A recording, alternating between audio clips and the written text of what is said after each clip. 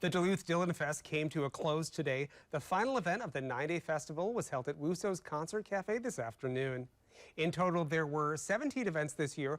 Organizers say attendees came from across the country and even overseas to take part in the celebration. According to Laura Whitney, Dylan Fest helps introduce new, younger generations to the music of Bob Dylan. So we would really like younger people to be interested in his music, and we're hoping that maybe people, can take it and make it their own.